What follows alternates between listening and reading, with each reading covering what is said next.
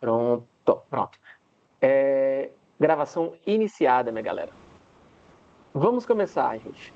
Pessoal, o nosso texto desse encontro de hoje é de Pierre Bourdieu, um dos grandes autores aí da sociologia, um cara que tem uma importância muito grande, tanto no campo dele, da sociologia, como em uma série de outros campos, justamente por ter utilizado e cunhado essa palavra dentro da sociologia, né? A palavra campo, né? A gente vai falar um pouco sobre isso hoje também, tá? Antes de começar, um pequeno adendo. Aqui no nosso grupo, a gente trata sobre filosofia crítica. Bourdieu ele se enquadra exatamente como um crítico, não exatamente como nós o definimos no grupo de pesquisa. Dentro do grupo de pesquisa, quando eu falo teoria crítica, eu estou me dirigindo especificamente a duas linhas de pensamento, assim, duas escolas, digamos assim, dentro do campo do direito, que são a Escola de Frankfurt, que tem os autores da filosofia crítica tradicional mesmo, e os autores da escola francófona, ou então alguns poderiam dizer a escola da filosofia da autoridade, Levinas, Derrida, essa galera também eu considero fortemente dentro de uma teoria crítica, ainda que eles não se chamem por esse nome, né? Bourdieu não se encaixa exatamente em nenhuma dessas duas escolas, mas ele vai beber de algumas fontes para tentar fazer uma crítica um pouco diferente que eu acho relevante. Okay?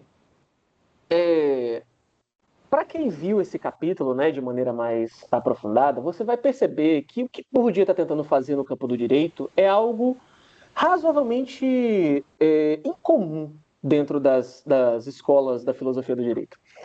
Ele está chamando o formalismo jurídico e o instrumentalismo, que ele chama de instrumentalismo marxista em alguns momentos, né, de uma falsa dicotomia. O que isso quer dizer? Isso quer dizer que quando Bourdieu vai escrever sobre direito, ele vê duas grandes correntes da filosofia. O formalismo jurídico, que é tipicamente associado a Hans Kelsen, né? A ideia de que o direito é um sistema fechado, autônomo, dedutivo, uma coisa quase que científica, né? No sentido de ser algo como uma área do pensamento, né? Digamos assim. E aí vocês vão ter visto na faculdade aquela pirâmide de Kelsen, né? Que é a pirâmide? A pirâmide é um sistema fechado em que as normas vêm da Constituição, né, provém lá daquele topo e vão descendo num sistema de ordenamento e validade lá do começo até o finalzinho, né? E aí Kelsen vai tentar justificar a existência da pirâmide através do que ele chama de norma hipotética fundamental, né, que seria uma espécie de axioma, ou seja, ele está buscando um valor último para definir o que seria essa ciência do direito, esse formalismo jurídico, né? E, por outro lado, Bourdieu enxerga esse instrumentalismo marxista, que é o quê? É a ideia de que o direito seria apenas flexo de poder, uma ferramenta de dominação, beleza? Na época dele isso era muito comum, hoje em dia ainda temos alguns pensadores que seguem essa linha, né? Os pensadores da linha da filosofia crítica marxista vão levar isso a cabo até hoje, a ideia de que o direito nada mais é do que um sistema de opressão. E alguns até vão defender o fim do direito, né? Dependendo do autor que você estiver lendo, vão ver que vão buscar alternativas ao direito, né? Coisas que poderiam existir que não sejam o direito, porque direito seria igual a violência, a poder, etc. Beleza? Bourdieu vê nessa dicotomia um reducionismo. Por um lado, o direito não é exatamente uma ciência fechada, né? Uma ciência concreta como Kelsen queria trazer, né? E por outro lado, o direito também, para ele, né, não seria nem esse campo de transmissões de poder em que tudo que o direito seria capaz de fazer é violência e controle social, enfim, dominação de classe, etc. Né? Para ele, isso é uma falsa dicotomia. E a partir daí, ele vai tratar do que nós chamamos de campo jurídico. Beleza? Gente, o que é um campo? Dentro da terminologia de Bourdieu, tá? Campo é uma área do conhecimento que está delimitada por algumas características. Algumas delas a gente vai ver hoje, né? Ao longo do texto ele vai citar algumas delas, a exemplo do hábitos, por exemplo. Mas algo que é importante de mencionar é o fato de que dentro de cada um desses campos existe uma linguagem própria, tá? Existe uma forma de comunicação que é tradicional dentro daquele campo, uma linguagem técnica dentro daquele campo, que, se por um lado facilita a comunicação de quem está dentro do campo, para quem está fora do campo, deixa a comunicação um pouco mais difícil, tá? Esse efeito, o Bourdieu vai chamar de violência simbólica, tá? Violência simbólica é quando um símbolo acaba causando alguma violência. Por quê? Alguma relação de poder em relação a você. Por exemplo, a utilização de uma palavra dentro do campo do direito, por exemplo, a gente aí vai ter futuramente, aí, inclusive, uma aula de português jurídico aí disponibilizada pela Unifax com o professor de direito empresarial, né, professor André. Vão termos jurídicos que uma pessoa comum às vezes não vai conhecer necessariamente, né? Vão ter alguns contextos em que as palavras que a gente utiliza, né, não são palavras que são comuns às pessoas que estão fora desse campo. Então, a violência simbólica, por um lado, é aquela possibilidade de que dentro daquele campo existe uma linguagem própria, tá? Mas quem está fora desse campo não tem acesso a essa linguagem. E isso é importante, tá? Embora a palavra violência seja uma palavra feia, tá? Bourdieu vai dizer que a violência simbólica em alguns casos é ruim, sim, tá? Principalmente quando ela impossibilita o debate sobre determinados temas. Contudo, entretanto, todavia, ela também é importante para manter a identidade do campo, tá? Então, por exemplo, uma pessoa que não sabe nada de matemática, né? Uma pessoa que não sabe fazer uma conta direito, não vai chegar numa universidade de matemática e dizer que está todo mundo errado. Beleza? Por quê? Porque ele não está versado dentro daquele campo, dentro daquela comunicação, dentro daquela linguagem, tá? E isso é importante dentro do campo do direito, ainda que ele não veja o campo do direito como propriamente algo científico, totalmente científico, existe essa técnica que é própria do campo jurídico, beleza? Ele não menciona isso de forma tão enfática no capítulo, mas eu achei importante trazer isso porque é um dos conceitos mais importantes e vai tratar um pouco da questão da violência, né? Mas da violência não como uma coisa objetivamente ruim, né? A violência simbólica, por um lado, é boa porque ela ajuda a manter a existência e a identidade do campo, né? O que ele vai chamar de autonomia, tá?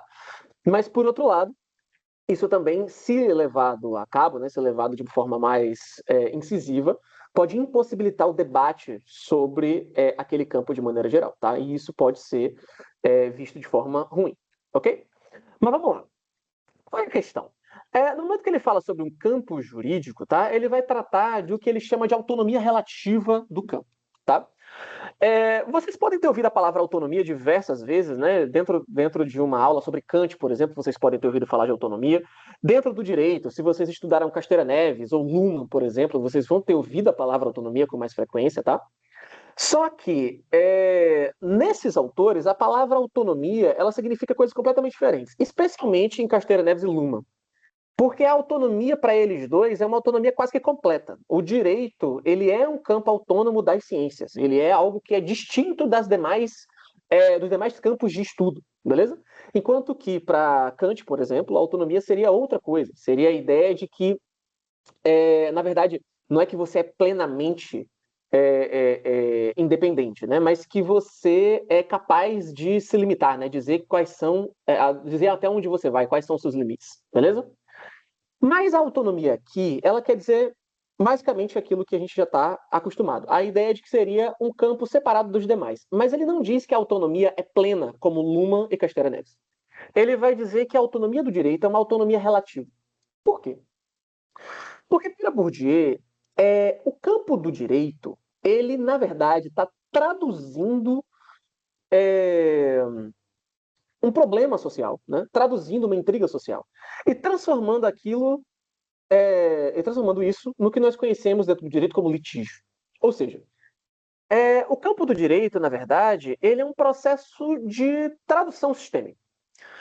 A sociedade vai ter um problema, e esse problema, ao invés de ser resolvido com valores, ou então, ao invés de ser resolvido pelas próprias pessoas, né, sei lá, se eu saco uma arma e mato um indivíduo que eu briguei na rua por algum motivo, esse conflito vai ser traduzido para uma instância do Estado, né, que vai ser o direito, e essa tradução vai fazer com que essa disputa, né, essa questão social, né, essa intriga social, seja levada ao campo da argumentação, beleza? Então a gente vai estar saindo do campo da autonomia no sentido de que eu não posso simplesmente me defender no meio da rua, né?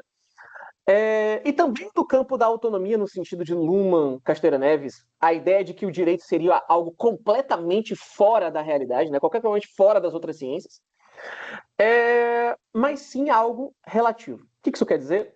O direito é uma ciência autônoma. É uma disciplina, digamos assim, autônoma. Mas ela ainda depende da sociedade para existir. Sem sociedade, sem ciências humanas, sem conflito, sem moral, não haveria por que haver direito. Beleza? Por isso que ele diz que é uma autonomia relativa. O direito ainda depende das relações sociais, das relações do dia a dia. Porque se elas não acontecem, o direito não tem o que regular. Beleza? Então, no momento que você fala sobre essa autonomia relativa, você está falando de uma separação técnica. O direito é tecnicamente diferente da sociologia, ele é tecnicamente diferente da história, tecnicamente diferente da filosofia. Mas ele ainda depende das relações sociais que envolvem moral, emoção e um tanto de outras coisas para poder existir. Beleza? Então se trata de um processo de tradução. Você está codificando as intrigas sociais dentro dessa instituição estatal chamada direito. Beleza? Então você meio que despoja, digamos assim, o conflito social do que quer que ele possua. Veja, se eu briguei na rua por causa de política, quando isso chegar no tribunal, não importa para quem a gente estava torcendo, beleza? Não importa para quem que eu estava indo votar e o cara veio brigar comigo na rua. Não interessa. Por quê? Porque a linguagem jurídica vai traduzir esse conflito social em um conflito jurídico. E esse conflito jurídico não trabalha com política. Política é tecnicamente distinto de direito. Então não importa quem a gente ia votar, por que a gente estava brigando na rua. Importa a ordem dos fatos, os acontecimentos, beleza? É claro que, dependendo do contexto, a intenção, né, vai mudar como o processo vai seguir, né? O resultado da questão em si, né? Mas a tendência do direito, né, é fazer uma espécie de universalização. Por quê? Porque o direito, ele é um código que vale para todo mundo. Ora, se existe uma lei, né, ela vale para todo mundo que está abaixo dela, né? Todos nós, cidadãos, estamos aqui à mercê do direito, né? Então, o direito, na verdade, ele é uma linguagem universalista. Ele tenta traduzir conflitos específicos em uma situação genérica que está prevista na lei. E essa situação genérica universaliza o conflito, ou seja, você tira da especificidade a pessoalidade, entendeu? As questões de classe, as emoções, as questões políticas originais que, enfim, originaram a questão. Você tenta traduzir isso numa linguagem técnica universal, beleza? Então, quando Bourdieu começa a tratar do campo jurídico, o que ele está fazendo? Ele está fazendo uma crítica àqueles dois sistemas anteriores, né? Ao formalismo e à instrumentalização marxista, né? Ou o que a gente pode chamar de funcionalismo marxista também, né? Como as duas únicas respostas possíveis para o direito. E ele está tentando dar uma terceira resposta, uma resposta descritiva. Enquanto Kelsen tentou descrever o direito, mas de alguma forma tentando dar uma prescrição de como ele deveria ser, e como os marxistas também tentaram descrever o direito, mas ao mesmo tempo dizendo que ele deveria meio que ser assim ou de outra forma, ou então o direito deveria acabar, dependendo do marxista que você está lendo, né? O que ele faz é uma descrição sociológica do direito. O que o direito é e o que ele faz? Ele é um sistema de universalização que tenta traduzir os conflitos sociais em uma linguagem jurídica para que esses sistemas específicos, essas pequenas intrigas específicas, sejam levadas de forma imparcial a um terceiro julgador que vai ser proposto pelo Estado. Beleza? Essa é a ideia de Bourdieu. É uma descrição sociológica de como o direito funciona. Beleza? Então, você meio que vai tirar o conflito de quem era originalmente o protagonista daquela questão, né? O problema não é mais meu que briguei na rua. Agora quem vai brigar por mim é o meu advogado. E ele vai brigar com argumentos, tá? O juiz ele vai se tornar uma personagem importante nessa questão, né? Você expropria o protagonismo dos indivíduos e você começa a dar para esse campo técnico que foi feito para resolver essas questões. Beleza? A ideia é basicamente essa. E aí tem a questão que esse para mim, né, digamos assim, é o grande brilhantismo, né, de Bourdieu para mim, é a ideia de que o campo jurídico existe para se justificar. Assim, enquanto um campo como a sociologia, por exemplo, ela vai ter um método próprio, ela vai ter uma série de perspectivas próprias, termos próprios, exatamente como o direito possui. A sociologia ela não precisa se autoestabilizar. O direito ele precisa estar o tempo todo se reafirmando. O direito nada mais é do que um processo de constante recriação e reafirmação. O que eu quero dizer com isso? O campo do direito ele tem que ser validado por aqueles indivíduos que o seguem, tá? Se uma grande maioria concordar com o direito, pode fazer uma revolução e simplesmente acabar com aquele direito e começar com outro.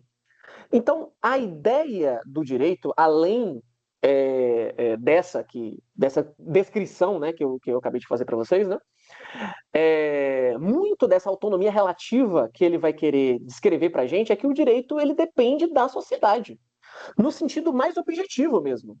De que se a maioria das pessoas não concordar com o direito, eles podem simplesmente se desfazer daquele direito. Beleza? O direito ele precisa constantemente ser reafirmado. Ele tem um poder que constantemente se rediz como a autoridade. Se reintegra, se reforça como autoridade. Beleza? Esse, para mim, é um dos grandes brilhantismos de Bourdieu nesse sentido. Beleza? Deixa eu ver aqui. Agora que eu reparei que tem uns comentários, desculpa, viu, gente? Que eu tô com umas anotações aqui ao lado e eu acabei não vendo que tinha alguns comentários no chat.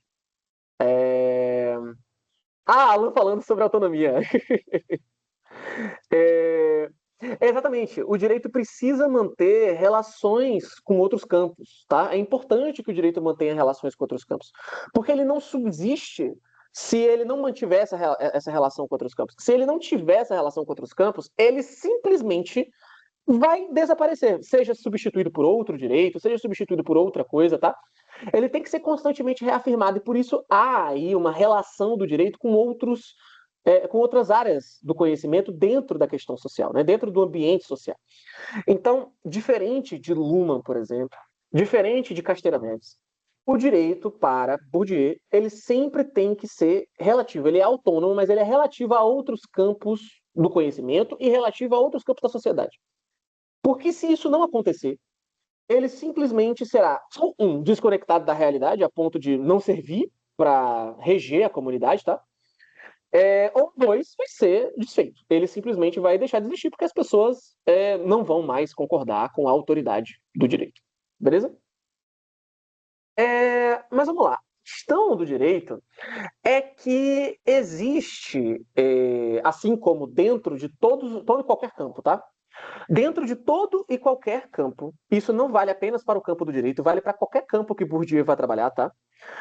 Existe uma separação clara entre quem é o técnico, ou seja, a pessoa que está dentro do campo, tá? E a pessoa que não está no campo. Então, o jurista, ele vai ser aquela pessoa que está dentro do campo do direito. O cidadão comum, aquela pessoa que nunca se formou em direito, nunca viu nada sobre o tema, é aquela pessoa que está fora do campo do direito, tá? Isso não significa que a pessoa que não conhece direito, ela não possa ser ajudada pelo direito, beleza? Campo é apenas a área do conhecimento, tá? Não é o espaço de atuação do direito. Ele não está dizendo aqui que uma pessoa que está fora do campo é uma pessoa que não deve ser atendida pelo direito, tá? Não, pelo contrário. Essa pessoa vai ser atendida pelo direito, sim. Mas, como o direito é um campo que possui linguagem própria, conhecimentos próprios, quem vai lidar com a questão daquele indivíduo que está fora do campo é alguém que está dentro dele. Os juízes, os advogados, a promotoria, os defensores públicos, enfim, o Ministério Público. Essas pessoas é que vão lidar com a questão. Beleza? Então, existe uma fronteira entre esses dois indivíduos. E que fronteira é essa? Ela é a fronteira do capital jurídico. Sim, capital, Pedro. Dentro do sistema marxista, dentro da terminologia marxista, né, capital seria qualquer coisa que pode agregar valor ao mercado capitalista, né? Então, não necessariamente precisa ser dinheiro, né? Tipo, pode ser algo que está circulando e mantendo valor, né? Como uma ação de uma empresa. Necessariamente não é dinheiro em si, mas ela pode render dinheiro, né? Então, o capital está ali em circulação e ele, de alguma forma, está gerando valor dentro do sistema, né? Bourdieu, ele vai pegar esse termo e ele vai ampliar um pouco esse significado. Por quê? Porque o capital jurídico que ele está mencionando, né, o capital do campo jurídico, não é esse capital que gera valor de mercado. Ele é um capital que gera valor de conhecimento. Assim, uma pessoa que detém capital jurídico é aquela pessoa que possui poder dentro do campo jurídico. Por exemplo, gente, eu tenho um doutorado em Direito. Um doutorado em Direito seria, né, para Bourdieu, um capital jurídico. Por quê? Porque um doutorado em Direito, ele me dá uma reputação, digamos assim. Ele me dá um calibre para falar dentro do campo do direito. Um ministro do STF, um juiz, um advogado. Essas pessoas, elas possuem capital jurídico. Elas possuem um reconhecimento dentro do campo. Entende? Se eu ganho um prêmio de matemática, isso vale alguma coisa para o campo do direito? Dificilmente. Agora, se você ganha um prêmio, um selo do tribunal, por exemplo, né? Hoje em dia é tão comum dentro do tribunal ter um selo, né? Se você ganha um selo do tribunal, se o seu tribunal, a sua vara, ganha um selo, um prêmio, isso te dá capital jurídico, ou seja, isso te dá uma espécie de reputação dentro do campo e isso faz com que você tenha mais poder de fala dentro daquele campo. Beleza? Então, o que divide o indivíduo comum da pessoa que está dentro do campo do direito é aquela pessoa que possui o capital jurídico. É o primeiro capital jurídico. O primeiro capital jurídico se firmar em direito. Beleza? Se firmar em direito, você tem ali o capital jurídico básico. Agora você pode versar sobre direito, escrever artigos, enfim. Mas você pode advogar? Não. Então, qual é o segundo grande capital jurídico? É passar na prova da OAB. Uma vez que você passa na prova da OAB, você pode exercer a profissão de advogado. Beleza? Você pode começar a ser parecerista. Você pode começar a ter uma série de poderes jurídicos que antes você não possuía. Depois você vira um grande advogado. Se você passa num concurso e vira juiz, Ministério Público, vira professor, faz um mestrado, um doutorado, tudo isso ele vai agregando ao seu capital jurídico. Então, o que diverge, né, uma pessoa normal de uma pessoa jurista é a pessoa que possui um mínimo de capital jurídico aceitável dentro do campo. O mínimo de capital jurídico aceitável dentro do campo no Brasil é ser formado em direito. É claro que ainda assim você não pode nem advogar. Então, você pode até argumentar comigo que o mínimo seria até a OAB, né? Isso é o capital jurídico. São elementos através dos quais vão garantir a sua posição e a sua permanência dentro do sistema. Porque, por exemplo, vamos supor, você não perde a OAB nunca, né? Mas você pode ser suspenso. Né? Vamos supor que você cometeu um crime, vai, hediondo. E aí você pode ser suspenso dos quadros da OAB por não sei quanto tempo. Mas aí, nesse período, você não vai poder mais advogar. Você vai ter perdido um grau de reputação que era inerente à função de ser advogado, tá? E dentro do campo do direito em si, você perde poder. Você perde poder comunicativo, né? Digamos assim. Sua reputação diminui, né? Então, no fim das contas, a fronteira que existe entre esses indivíduos é esse capital jurídico, que você pode também chamar de capital simbólico, tá? Mas você vai chamar de capital jurídico quando você estiver falando do campo do direito, tá? Capital simbólico é o capital que poderia servir para qualquer campo, mas dentro do campo do direito seria o capital jurídico, beleza? Então, você ter todas essas questões faz você se distinguir de uma pessoa normal, né? Então ele tá meio que criando ali uma barreira, tentando fazer uma distinção, né, entre o que é direito e o que não é direito. Beleza? Existe ainda dentro do campo lutas internas, né? Assim, gente, no fim das contas, dentro do campo existem disputas. Veja como eu falei para vocês agora há pouco. Antes de Bourdieu, disputavam duas grandes narrativas sobre o direito, né?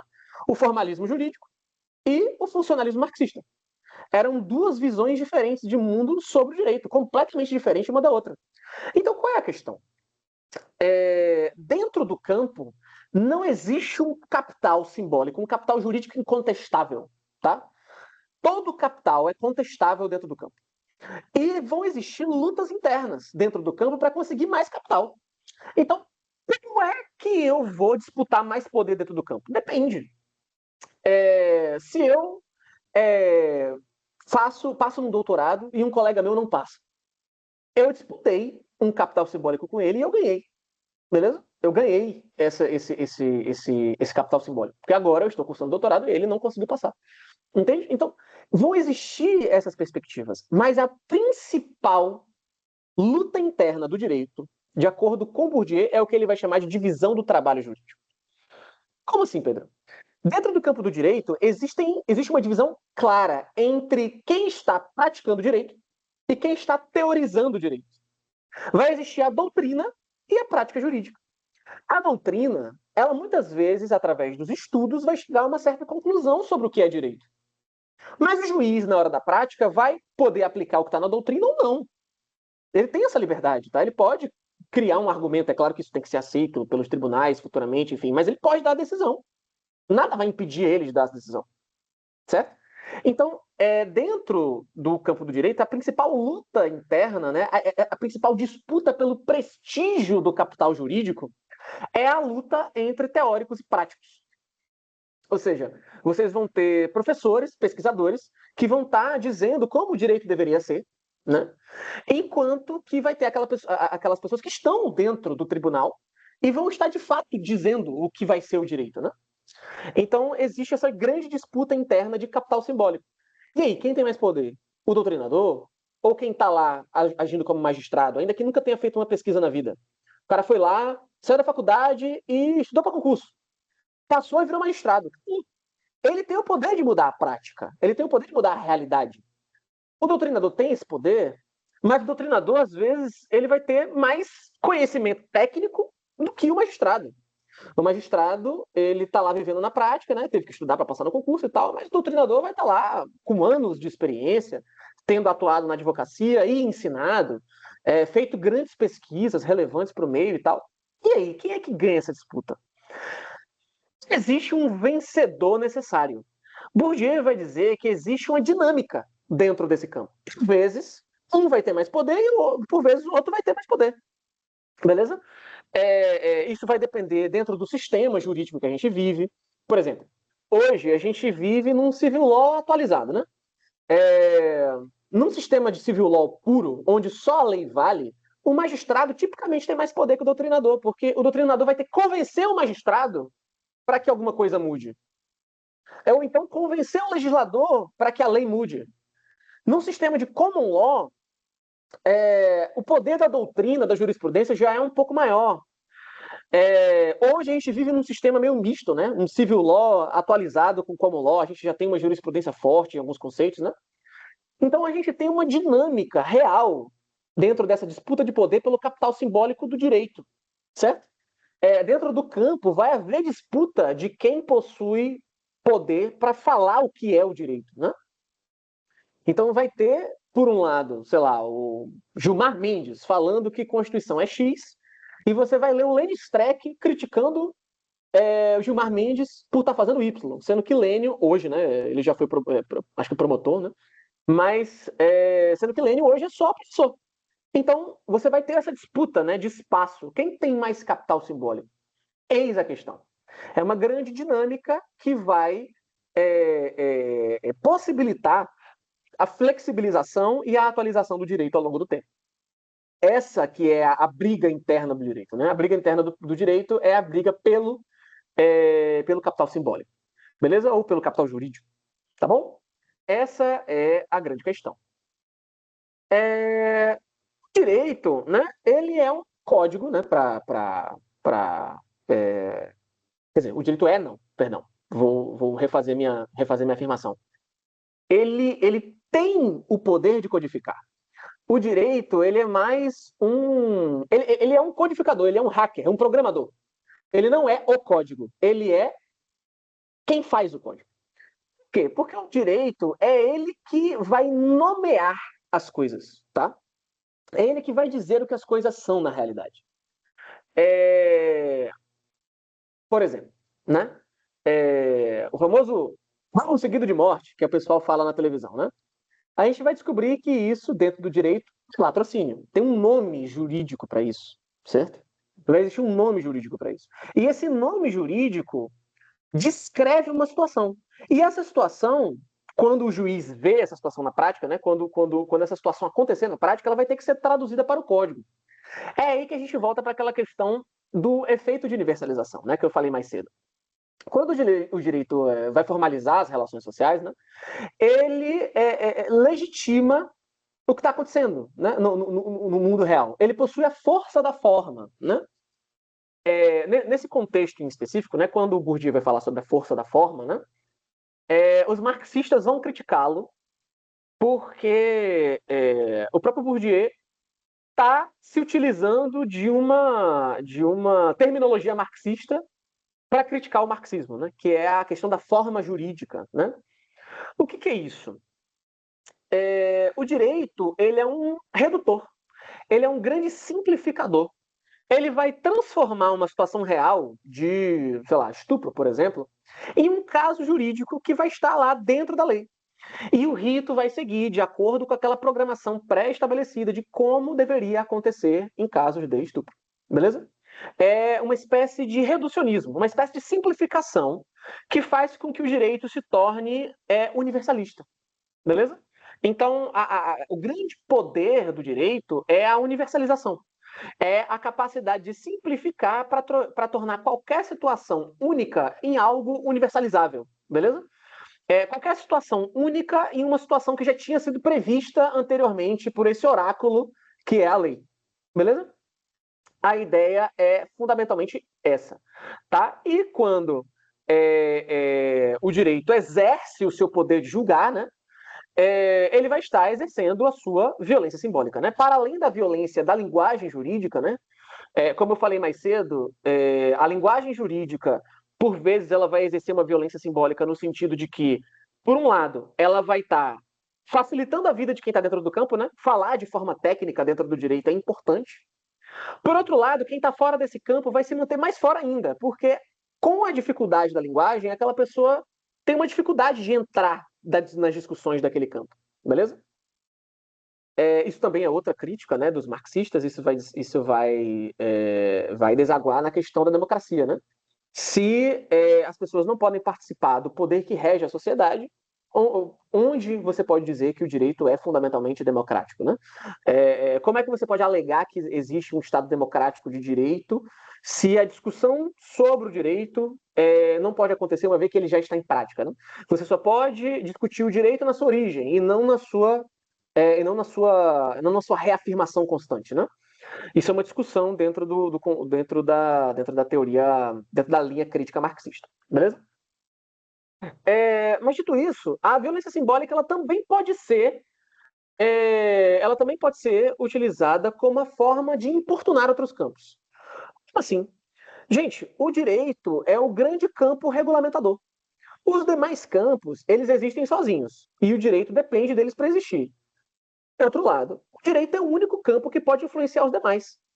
O direito ele pode chegar na sociologia, na biologia, na medicina e falar: olha, calma lá, isso aqui não pode ser feito.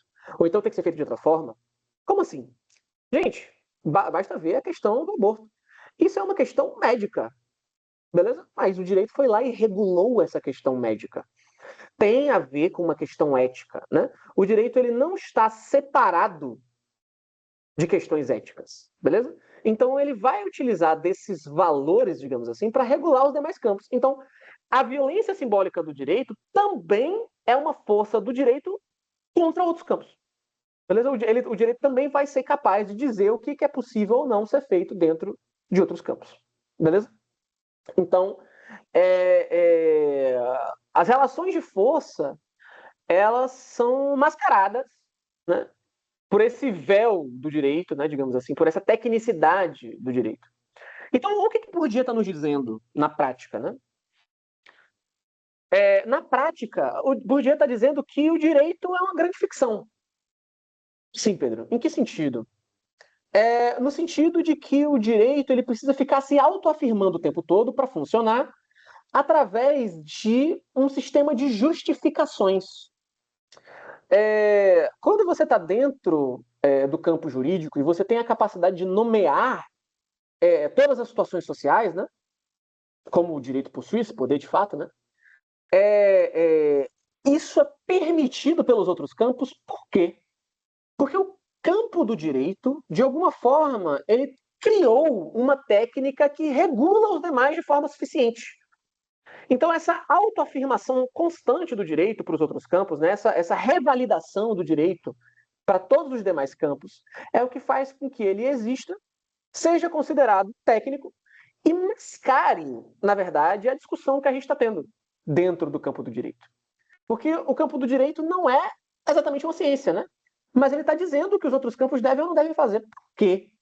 Porque ele tem a autoridade e o capital simbólico para poder fazer isso. Beleza? Sim, no capítulo ele vai falar sobre duas coisas que são muito importantes para o funcionamento do campo jurídico, tá? Ele vai falar sobre o habitus e a illusio. O que é o habitus? O habitus, ele é categorias, eles são categorias de pensamento, eles são esquemas de percepção, meio que um senso comum próprio de quem está dentro da área, beleza? Se vocês não, né? Vocês vão ver, se depender de mim, vocês vão ver Vará, um dos grandes autores aqui da América Latina, né? Ele vai falar sobre o senso comum teórico dos juristas, né? O que é isso? É algo que é comum a todos nós. Todos nós passamos por uma faculdade de direito. A gente tem alguma coisa em comum. A gente tem alguma terminologia, algum trejeito, alguma forma de ver o mundo que é similar. Ainda que existam brigas entre nós, ainda que eu seja um teórico e vocês sejam todos advogados, ou que eu seja professor e vocês sejam promotores, magistrados, seja lá o que for. Apesar de todas essas brigas internas, essas lutas internas do campo, né, vai existir algo em comum entre nós que une esse campo. E isso é o habitus, essa forma de agir, de pensar, de enxergar o mundo que é comum a todos nós que fizemos uma faculdade de direito. Por quê? Porque é comum à nossa área. É uma forma de ver o universo que é comum a todos nós, beleza? E é o habitus que faz com que a gente consiga, digamos assim, jogar o jogo jurídico e estar dentro do que a ordem social espera de nós, né? Porque, querendo ou não, o objetivo do direito, né, é a manutenção da sociedade, né? É a organização da sociedade. Então, possuir esse hábitos comum na verdade, lutar por essa sociedade, seja qual sociedade for, tá? No sentido de que eu posso até acreditar que existe uma sociedade melhor, que não seja essa, né? Sei lá. Eu acredito que a sociedade X seria melhor do que essa. E você, José Gabriel, acredita que a sociedade Y é uma sociedade, outra sociedade que é melhor do que essa. Nós dois temos visões diferentes de mundo, do que é melhor para a nossa sociedade. Mas nós temos uma visão do que é melhor para a nossa sociedade. E nós queremos proteger isso. Esse é o hábitus do direito para Bourdieu. Beleza? O hábitus do direito para Bourdieu é essa capacidade de defender, de preservar a ordem social. Essa que é a característica que ele acredita que todos nós, dentro do campo do direito, preservamos. Beleza? E por fim, nós temos a illusio. O que é a illusio? Gente, dentro de todo campo, existe uma história que a gente conta pra gente mesmo. Gente, na verdade, se você for ler de forma bem crua a descrição que Bourdieu faz pra gente, o que ele está dizendo que o direito é? Ele está dizendo que o direito ele só se diferencia de outras categorias sociais, como a sociologia, a história, a filosofia, por exemplo, porque existem pessoas que possuem conhecimento técnico para aquilo. Mas ele não diz qual é esse conhecimento técnico, porque esse conhecimento técnico não existe. Já que ele é crítico de Kelsen, não existe uma metodologia propriamente jurídica. O direito não é uma ciência propriamente dita. Então, o que isso quer dizer? Isso quer dizer que, na verdade, o direito só existe que nós criamos uma linguagem que versa sobre a organização social. Essa linguagem, ela é simbolicamente aceita por todo mundo que está dentro desse campo e por todos os demais campos, ou seja, as outras pessoas aceitam que isso é válido, que isso existe. E aí a nossa realidade se molda porque o cara resolveu dar uma sentença e essa sentença está validada por uma lei que nós acreditamos valer. Se a gente for no fundo do fundo da descrição de Bourdieu, o que ele está dizendo para a gente? Ele está dizendo para a gente que o direito é uma ficção. O direito é uma construção social, pô. O direito existe porque a gente acredita que ele existe. Porque o direito nada mais é do que um campo que possui uma linguagem específica que versa sobre a manutenção da ordem social. E essa linguagem é aceita não só pelas pessoas que estão dentro do campo, mas por todos os demais campos. Porque se algum outro campo não aceitar, ele pode se insurgir contra o direito, começar uma revolução e criar outro direito. Então, o direito nada mais é do que uma ficção. E a gente acredita nisso. Isso que é a illusio. A illusio, ela é esse fenômeno que acontece com todos os campos. Os campos, eles só existem porque existe alguma ficção que os mantém. Ficção do direito é essa. Nós acreditamos que essa linguagem não científica, que é meramente técnica, né? Ele vai dizer que é uma linguagem meramente técnica, é uma linguagem que é válida e importante para a manutenção da sociedade. Então, essa é a ilusão sobre a qual todo jurista vive, né? O direito existe e vale a pena que ele exista. Nós lutamos para que ele exista. Entende? Então, no fim das contas, o que é muito interessante de Bourdieu, muitas pessoas vão discordar de mim, tá, do que eu vou falar agora, mas isso foi uma relação que eu acabei fazendo no meu mestrado. Bourdieu acaba tendo uma relação muito grande com a psicanálise, né? Ele é um sociólogo, mas que acaba falando muito sobre a psicanálise. A coisa de que a gente vive numa historieta criada, né? A gente está dentro de um campo que foi construído pela gente mesmo. Nós criamos a nossa própria ficção. Nós vivemos dentro da nossa própria historinha contada pra gente. Dentro do conforto da história criada pela gente mesmo. E isso é importante, tá? Aí, desfazendo tudo que eu falei até agora sobre a illusio, né? Talvez a forma como eu fale passe a ideia de que a illusio é uma coisa assim, meu Deus, a gente vive dentro de uma ilusão. E a gente não vive a realidade, que coisa horrível. Não. É importantíssimo que a gente viva dentro dessa ilusão, tá? Porque é a ilusão que nos dá sentido, tá? Pelo menos dentro da abordagem de Bourdieu, tá? É a ilusão que nos dá sentido de existir, tá? Dentro do campo do direito, se a gente simplesmente levar o direito para um niilismo absoluto, a sociedade não se move. A gente simplesmente vai destruir a sociedade e vai voltar para uma anarquia. É importante que haja essa ilusão dentro do direito. Porque quando há, a gente ganha uma razão de ser. E faz com que o campo se desenvolva da melhor forma possível. Beleza? Então, essa illusio, né? Eu poderia trocar em miúdos com Bozinas, né? Que é um teórico crítico, né? E vai utilizar a palavra encantamento. Né? Essa illusio é essa beleza que a gente vê dentro do direito. De que a gente conseguirá organizar a sociedade ou melhorar a sociedade, seja como for, através desse campo. Olha que interessante. Então, no fim das contas, é esse movimento dessa historieta que a gente criou para a gente mesmo que nos movimenta. A illusio é importante. A illusio é importante para a manutenção do hábitos, Bourdieu diria. Né? Peraí que eu vi um comentário aqui. Aprendi com a professora Tiziana que o direito precede a lei, que expressa uma das premissas mais clássicas da filosofia jurídica. Significa que a justiça, a equidade e as relações sociais justas existem de forma natural ou histórica antes de serem positivadas pelo Estado em formato de lei. Para mim, isso aqui é a mais pura verdade. Para mim, isso aqui é a mais pura verdade. Bourdieu talvez vá fazer uma diferenciação, porque direito não é lei, só a lei, né? Para Bourdieu, né? O direito é muito mais do que isso.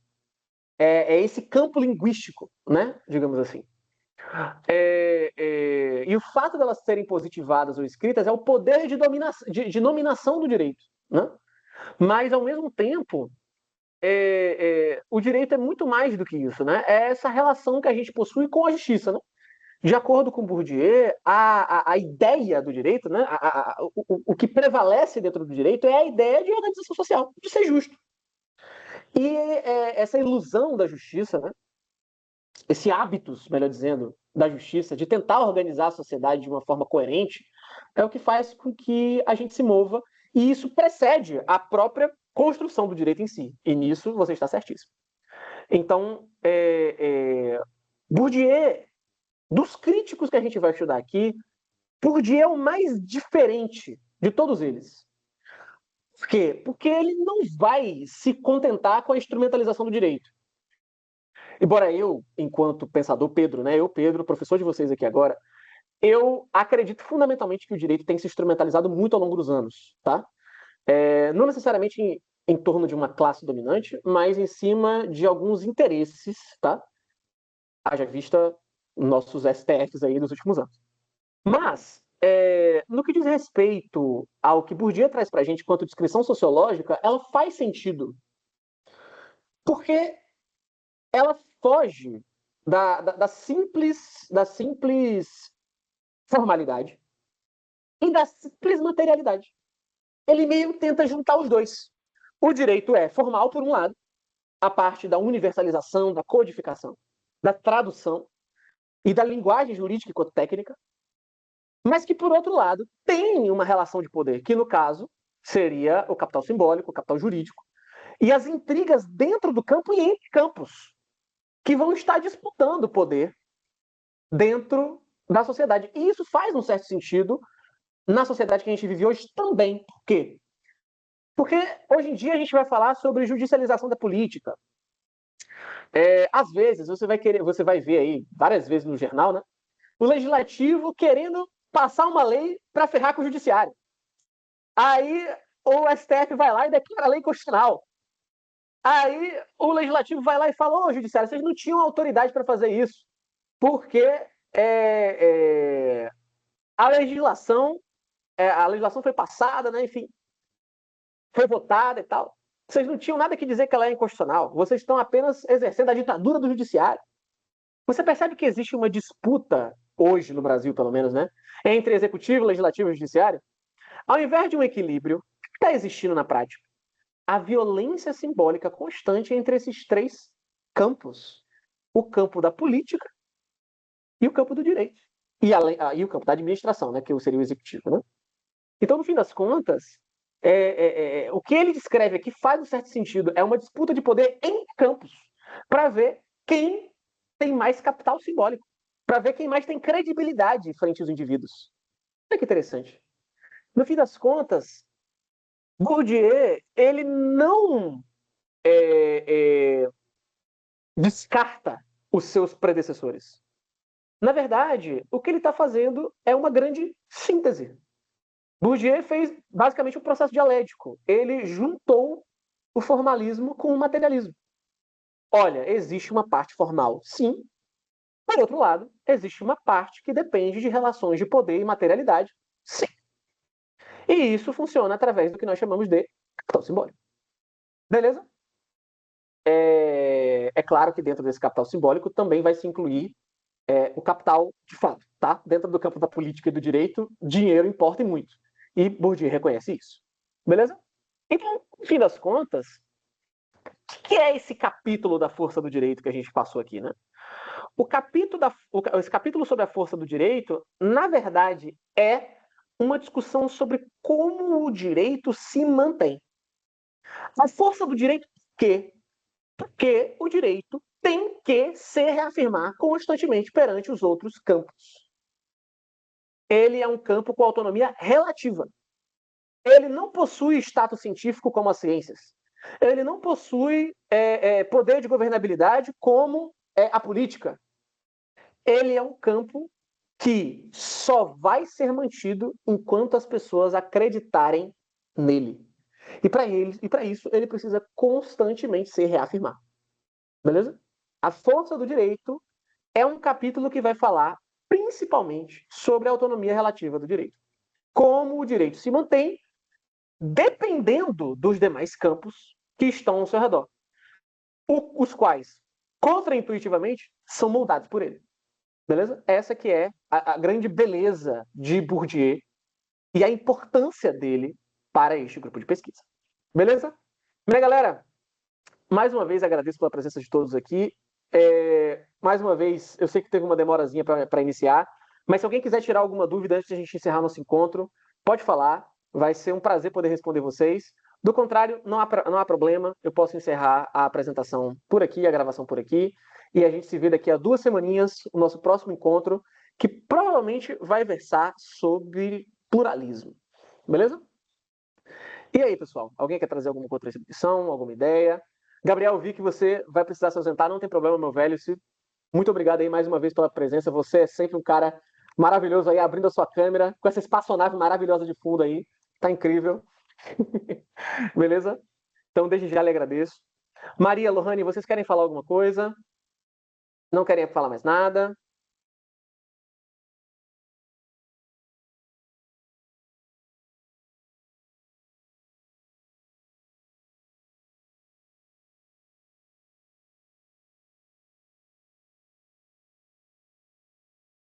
Sem dúvidas, Maria, beleza? Não? Pronto. Então, pessoal, agradeço muitíssimo pela presença de vocês, viu? Eu vou encerrar aqui a gravação.